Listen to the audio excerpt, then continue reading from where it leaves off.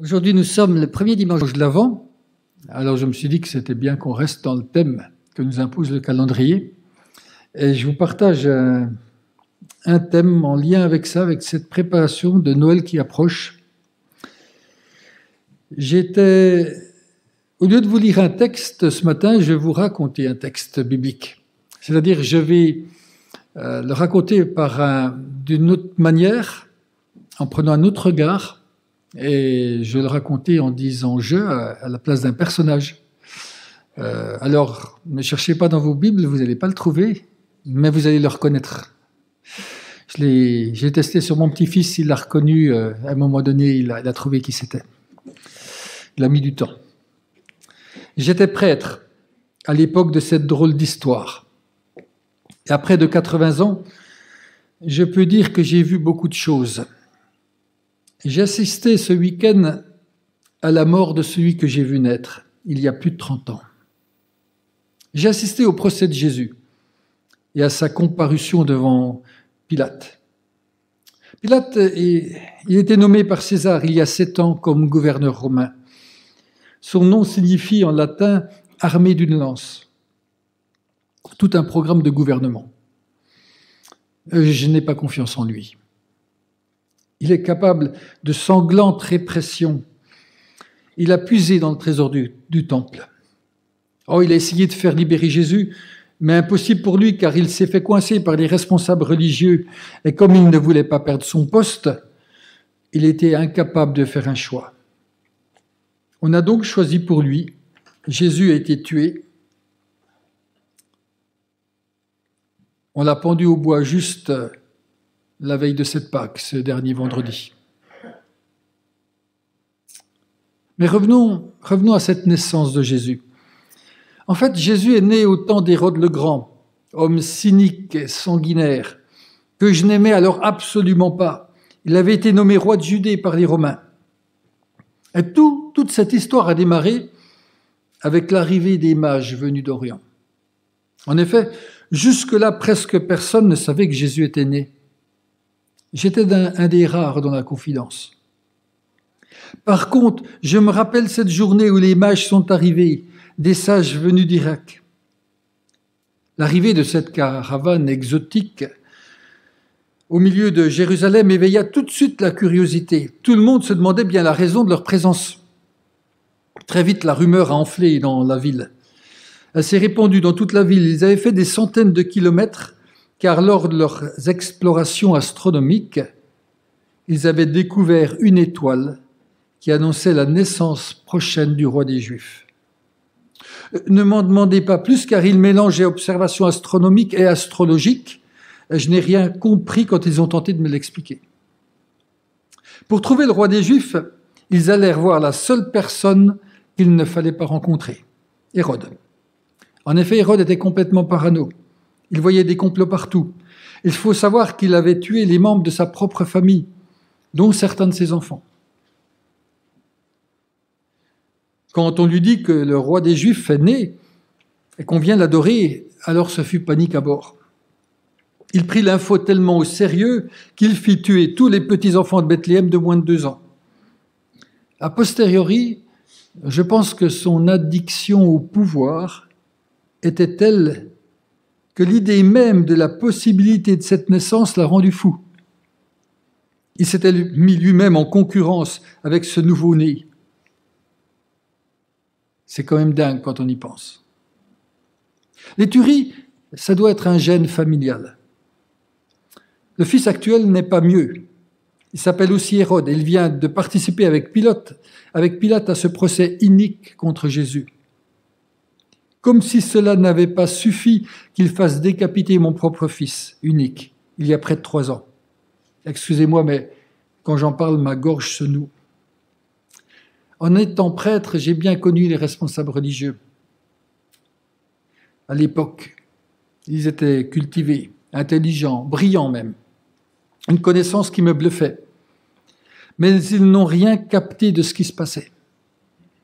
Quand les mages leur demandent où devait naître Jésus, ce sauveur que tout Israël attendait, ils savaient exactement où étaient les textes et ont répondu sans hésitation. C'est à Bethléem. Et là, je me dis, c'est bon, c'est gagné, ils ont compris. Mais jamais ils n'ont voulu reconnaître Jésus comme Fils de Dieu. Je crois qu'ils ont eu peur de perdre leur ascendant sur les autres. En effet, ils avaient du pouvoir sur le peuple grâce à leur connaissance et à leur accès privilégié à Dieu. Ils ont eu peur qu'en venant à Jésus directement, on n'ait plus besoin d'eux. J'ai eu la chance de connaître Joseph. Je dois dire que j'avais beaucoup de sympathie pour lui, c'était un homme bien, disparu bien trop tôt. Quand sa fiancée Marie lui annonça sa grossesse, ce fut le choc absolu. La terre s'ouvrait devant lui. En effet, il n'avait pas couché avec elle. Il attendait son mariage. Il avait respecté à la fois la tradition et celle qui devait devenir sa femme. Et la voilà enceinte. Son premier réflexe après le choc a été de rompre avec elle. En effet, c'était vraiment humiliant de penser que cet enfant était le fils d'un autre. Comment croire Marie qui lui assurait qu'elle n'avait pas couché avec un autre homme? Vous me direz, mais comment sais-tu tout cela? C'est simple. J'ai eu la chance de bien connaître Marie et Joseph. En effet, Marie était une cousine de ma femme. On avait des relations régulières avec cette branche de la famille. D'ailleurs, Marie, beaucoup plus jeune que ma femme à l'époque, aimait venir la voir, passer du temps, avoir des conseils de sa part. J'avais à l'époque un peu moins de 50 ans. J'ai moi-même eu un fils au même moment, celui qu'Hérode a tué, alors que ma femme était stérile. Un ange me l'avait annoncé, et vous savez quoi, je lui ai dit que c'était pas possible, vu l'âge de ma femme et sa stérilité. Du coup, cet ange m'a dit que je resterais muet jusqu'à sa naissance, et c'est seulement à sa naissance que j'ai retrouvé la parole pour donner son prénom, Jean, qui plus tard prendrait le surnom de Jean-Baptiste. Depuis ces 9 mois, où aucun son n'est sorti de ma bouche, moi qui étais plutôt taiseux, moi qui pensais être trop vieux, pas assez intelligent, sans aucun pouvoir et sans vraie capacité, je me suis mis à parler. Et je ne me suis plus tu, car j'ai commencé d'y croire. C'est pour cela que depuis plus de 30 ans, je raconte cette histoire à tout le monde. Et je me dis qu'on n'est pas prêt d'arrêter d'en parler. Surtout si en plus il vient de ressusciter. En effet, je tiens de sa mère, et Marie, elle vient de me l'annoncer ce dimanche soir. J'en ai encore les larmes aux yeux. J'ai oublié de vous dire, je m'appelle Zacharie, et ma femme, c'est Élisabeth. Le thème de ce message, c'est croire sans pouvoir. Nous sommes dans le temps de l'Avent, et quand nous pensons à Noël, nous pensons souvent à paix, joie, chaleur, le petit Jésus dans sa crèche, enfin vous connaissez tout ça, hein. Mais le Noël biblique était vraiment très différent. Il y a plus question de pouvoir que de foi. Noël 2022, rien n'a changé. Tant d'hommes qui sont en lutte pour le pouvoir, qui sont en lutte pour plus de puissance, qui sont en conflit, en guerre, les uns avec les autres. Alors quel pouvoir? Croire sans pouvoir. Est-ce qu'avoir du pouvoir peut nous empêcher de croire? Dans le mot pouvoir, il y a un concept, une idée relationnelle. Parce qu'on retrouve l'idée d'autorité, de domination, de puissance sur quelqu'un. On n'a pas du pouvoir tout seul si on n'a personne en face. Il y a aussi une idée un peu différente, mais qui va aussi dans ce même sens, c'est une idée de capacité. Je peux faire, je peux le faire. Capacité sur les choses, sur les hommes ou sur les situations. À côté de ça, dans le mot foi, il y a l'idée de confiance en quelqu'un. Et on voit l'antagonisme. L'un contrôle le pouvoir, l'autre, la foi, fait confiance. On voit Hérode, on voit les responsables religieux de manière caricaturale dès la naissance de Jésus, ils ont peur de perdre leur pouvoir. Les pouvoirs politiques, religieux sont vraiment des ennemis de Jésus. Pendant toute sa vie, le pouvoir peut vraiment être aussi un ennemi de notre foi. Notre ascendant, notre pouvoir sur les autres, notre pouvoir au travail, notre pouvoir dans nos couples, longtemps celui de l'homme sur la femme, notre pouvoir sur nos enfants, notre pouvoir au niveau financier, qu'est-ce que je peux acheter ou pas acheter, notre pouvoir même dans l'Église, comme responsable, autant de pouvoirs qui sont vraiment à grand risque pour notre foi. Car nous pouvons les considérer comme un but en soi.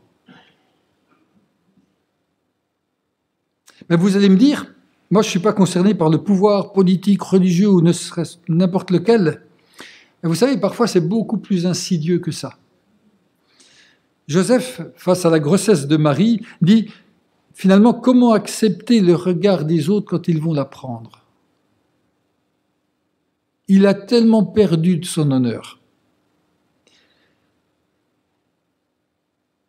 qu'il veut au moins sauver quelque chose des apparences en rompant les fiançailles. Il n'a pas de pouvoir, il n'a pas de richesse, il n'a pas de capacité, mais il a encore un sens moral. C'est un homme droit, intègre, et sa capacité qui lui reste, elle est morale. C'est le seul petit pouvoir qui lui reste. Alors il ne lui reste plus qu'une chose à faire, c'est se draper dans son honneur et quitter la scène. Et dire non à Dieu.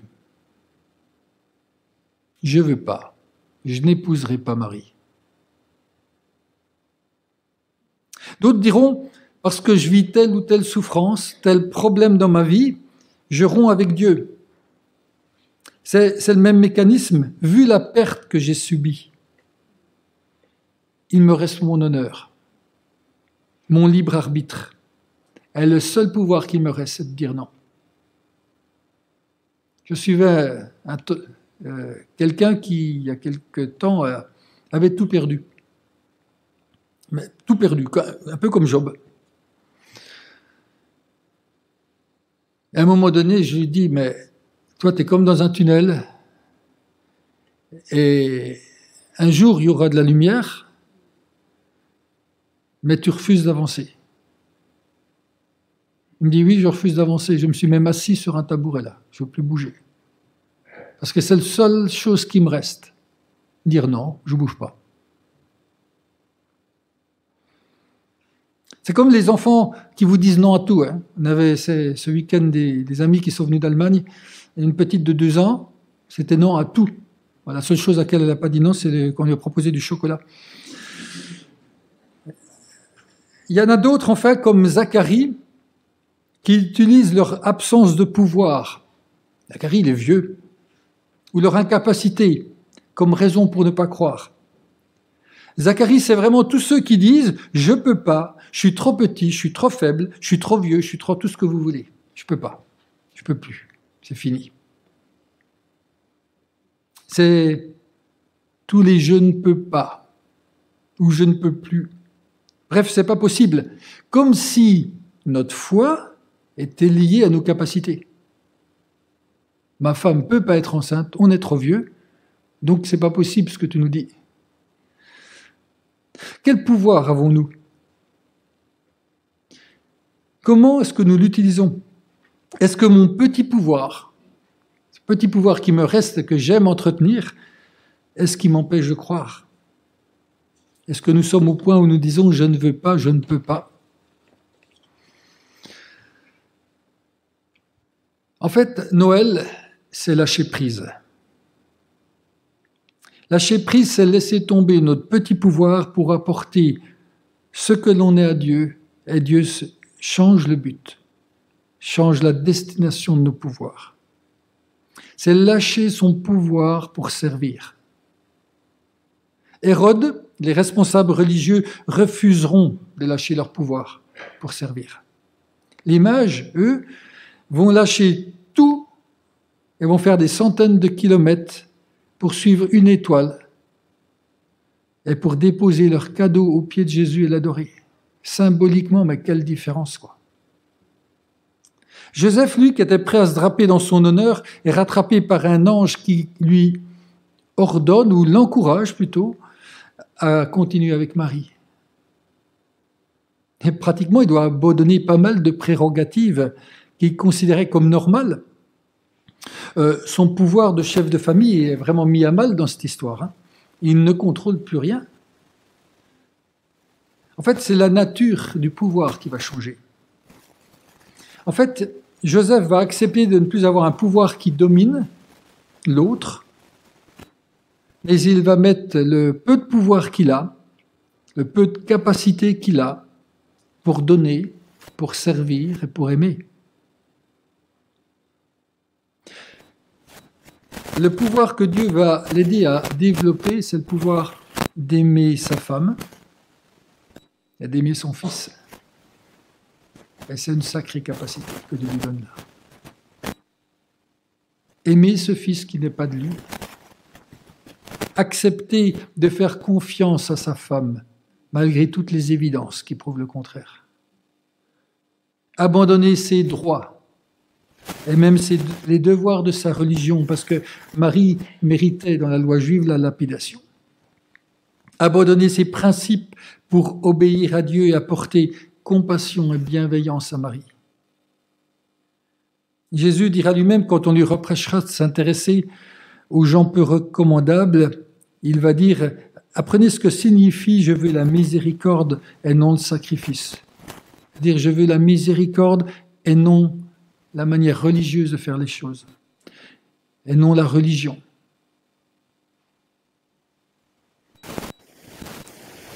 Lâcher ses droits, c'est dire non à la colère, non à notre envie de bouder, non à la haine et non à la rancune. Ça vous est peut-être jamais arrivé, moi je sais que c'est des choses que je dois réapprendre chaque fois. Lâcher mes droits à me fâcher. Zacharie, c'est quelqu'un qui connaît Dieu depuis longtemps. Des années qu'il sert comme prêtre, des années qu'il croit, et sa foi s'est ratatinée, rabougrie, on dirait. Il n'y a plus beaucoup de vie dans sa foi. Il est vraiment dévoué à la tâche. Il n'y a pas de souci. Il est présent pour le service, il est là. Mais quand un ange vient lui annoncer une extraordinaire nouvelle avec un fils qui sera non seulement un fils, déjà ça c'est incroyable, mais en plus qui sera un sacré réformateur, il aura la puissance des plus grands prophètes avec Élie comme comparaison. C'est ça qu'on lui annonce à Zacharie, ton fils Jean-Baptiste, voilà ce qu'il va être. Il va préparer le chemin d'un certain Jésus. Dieu, à aucun moment, ne compte sur les capacités de Zacharie. Et pourtant, Zacharie répond à Dieu, si moi je ne peux pas, alors c'est impossible à toi, Dieu. C'est quelque part une forme d'orgueil. Hein. Si je n'ai pas les capacités, tu ne peux pas. Comme si Dieu avait besoin de son pouvoir et de ses capacités. Lâcher nos incapacités, c'est tellement nécessaire parce que souvent on les met en avant pour masquer notre incrédulité. Tu n'as pas cru à mes paroles, lui dit l'ange.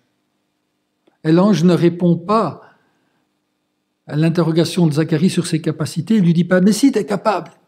Il dit, non, tu ne crois pas à mes paroles. Il lui répond sur la foi.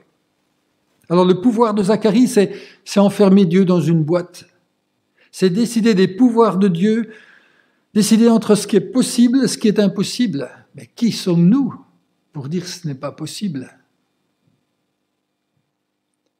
Le pouvoir de Zacharie, c'est présenter ses incapacités comme une impossibilité. Je ne peux pas, donc tu ne peux pas. Le pouvoir de Zacharie, c'est garder le contrôle des événements. Je préfère pas avoir de fils, mais c'est moi qui gère. Et se dire, finalement, je ne peux pas croire. Et nous sommes appelés, non seulement à lâcher nos droits, mais à lâcher notre incrédulité pour faire confiance. Pendant 9 mois, Zacharie ne pourra dire un mot. Les 9 mois de la grossesse, 9 mois de réflexion, 9 mois d'écoute, 9 mois pour accepter l'impossible et passer de son « je ne peux pas » à « je crois ». À la naissance de son fils Jean-Baptiste, il va retrouver l'usage de la parole, il va annoncer la venue de Jésus qui doit naître 6 mois plus tard. Il va dire les mots suivants que je vous lis dans Luc 1 au verset 68.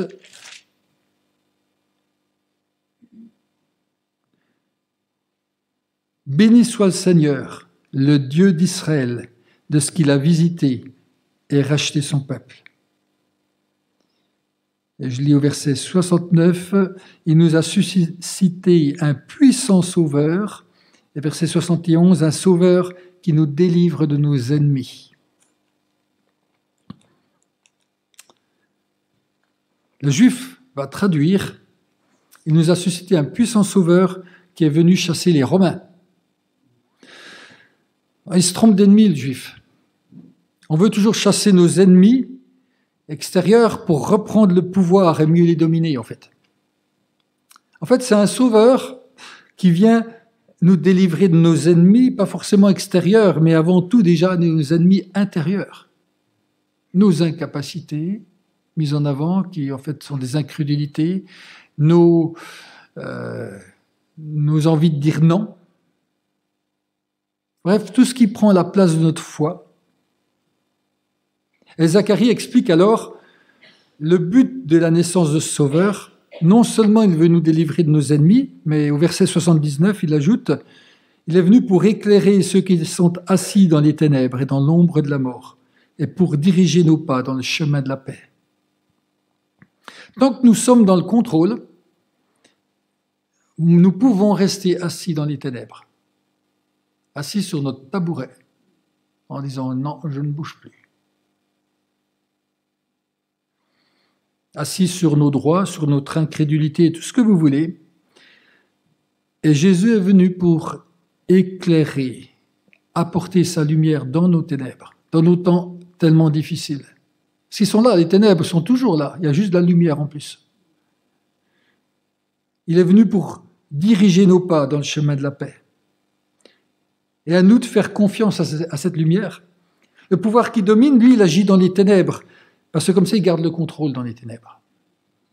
Le pouvoir qui sert, il agit en pleine lumière. Et il nous aide à marcher en cherchant à faire la paix avec Dieu, avec les hommes. C'est le véritable pouvoir qui nous est donné.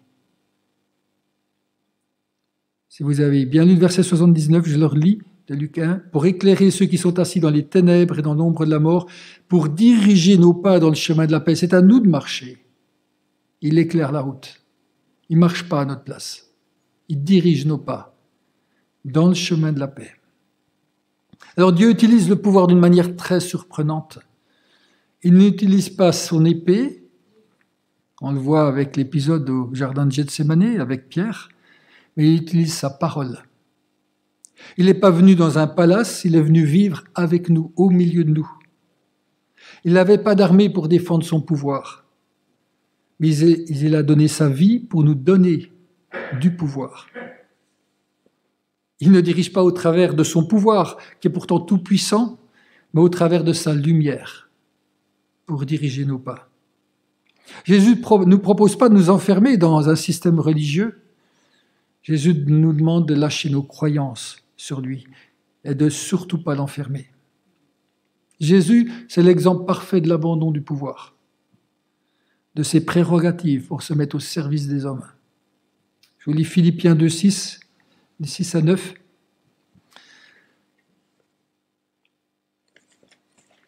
Lui qui est de condition divine, il n'a pas regardé son égalité avec Dieu comme un butin à préserver, mais il s'est dépouillé lui-même en prenant une condition de serviteur, en devenant semblable aux êtres humains. Reconnu comme un simple homme, il s'est humilié lui-même en faisant preuve d'obéissance jusqu'à la mort, même la mort sur la croix. C'est aussi pourquoi Dieu l'a élevé à la plus haute place et lui a donné le nom qui est au-dessus de tout nom.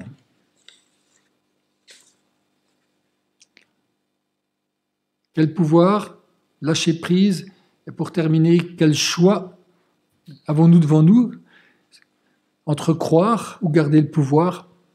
Parce que 30 ans après la naissance de Jésus, rien n'a changé. Le pouvoir politique est représenté par Pilate, le pouvoir religieux par tout le système des religieux, cette caste-là.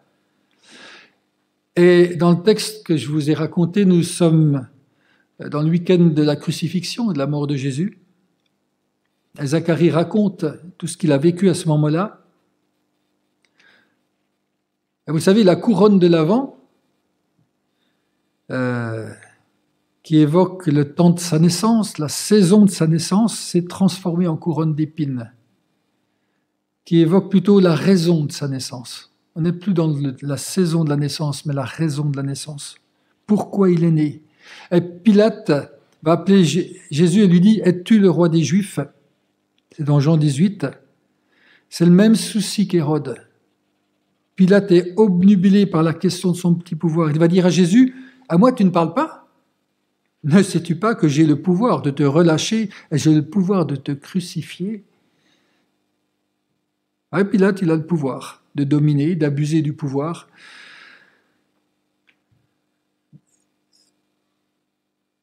Pilate a le pouvoir de relâcher ou de crucifier Jésus, on sait ce qu'il en fera. Et pour accentuer la pression, les Juifs vont lui dire à ce moment-là, « Si tu le relâches, tu n'es pas ami de César. Quiconque se fait roi se déclare contre César. » C'est Jésus ou César. Et César, c'était le symbole du pouvoir absolu. C'est Jésus ou le pouvoir. Les responsables religieux, Hérode, Pilate et tant d'autres, ont choisi César et sont restés assis dans les ténèbres, en serrant leur petit pouvoir dans leurs mains. C'est un peu comme un enfant qui ne veut pas donner un vieux jouet qu'il a dans sa main alors que toute la vie lui appartient, alors que toute la maison de ses parents lui appartient. Il est simplement obnubilé par ce vieux jouet qu'il a dans la main. D'ailleurs, Pilate, en se lavant les mains, il a fait un choix contre. Il n'y a pas d'abstention possible. Et d'autres ont choisi Jésus. Joseph a laissé tomber ses droits, Zacharie ses incapacités, son incrédulité, les mages, leur connaissance, leur richesse, les bergers, ils ont lâché les troupeaux, ils vont voir Jésus en se retournant, et quand ils se retournent de cette visite, ils vont louer Dieu pour tout ce qu'ils avaient entendu et vu. Je pense à Marie, mère de Jésus, à l'annonce de sa grossesse par un ange. Malgré tout ce qui se passe dans sa tête, elle va dire « Je suis la servante du Seigneur ».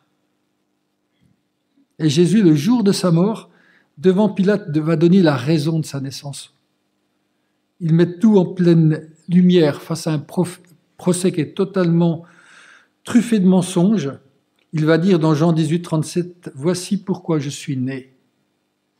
Et voici pourquoi je suis venu dans le monde, pour rendre témoignage à la vérité. » Et voilà comment il veut nous éclairer. Rien que ça, pas plus.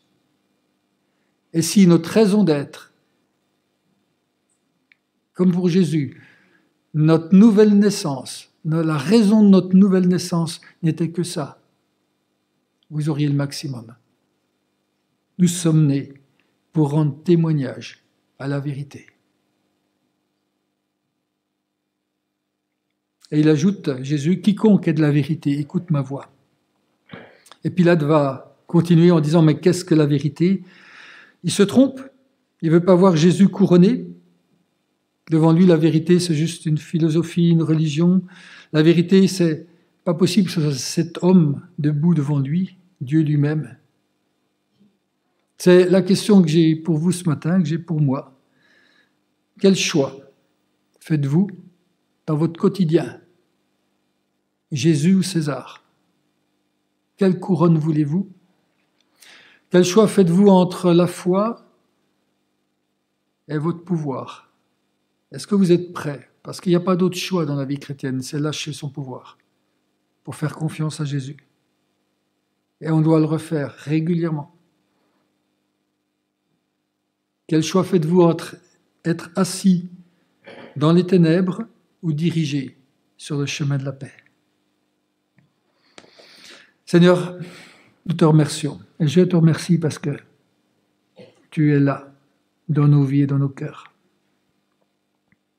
Je te remercie parce que tu nous donnes la possibilité de lâcher le moindre parcelle de pouvoir que nous croyons encore avoir pour croire en toi, pour te faire confiance, mettre notre main dans la tienne et avancer sur ce chemin de la lumière afin d'être les témoins de la vérité comme notre Maître et notre Seigneur, Jésus l'a fait en venant sur terre. C'était la raison de sa naissance. Et je te prie que ce soit la raison de notre nouvelle naissance. Lâcher ce dont nous n'avons pas droit pour te suivre et te faire confiance. Amen.